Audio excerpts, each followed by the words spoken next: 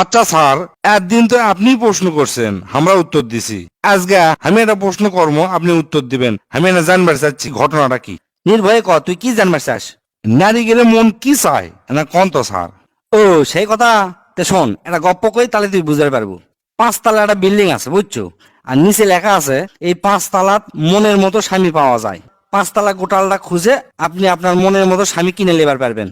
নিচে একটা নিয়মও লিখে দেওয়া আছে যে যাই 1 তলার থেকে 2 তলা দুধ পি, তুই আর নিচের তালাতে আসতে পারবি না। আবার যাই স্বামী কেনার জন্য 3 তলা দুধ পি, তাই আর 2 তলাতে আসা পারবি না। এই সাইনবোর্ড দেখে একটা বেটি চল প্রথম তালাত গেল।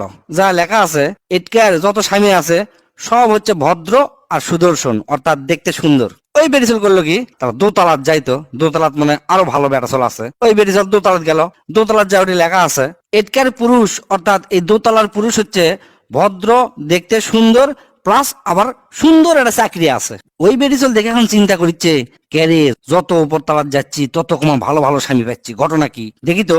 3 তলাত যাই, 3 তলাত যা কি লেখা আছে। 3 তলাত গেল, 3 তলাত যা লেখা আছে, এটকার প্রত্যেকটা পুরুষ ভদ্র, সুদর্শন, চাকরি আছে। খালি তাই লয়, প্রত্যেকটা পুরুষ হচ্ছে এক নারীতে আসক্ত। ওই বেরিজল তো মনে কর খুশিতে গদগদ হয়ে গেছে, চিন্তা করিচ্ছে এর থেকে আরো ভালো স্বামী পাবো 4 তলাত। যাই তো দেখি, 4 তলাত আবার গেল।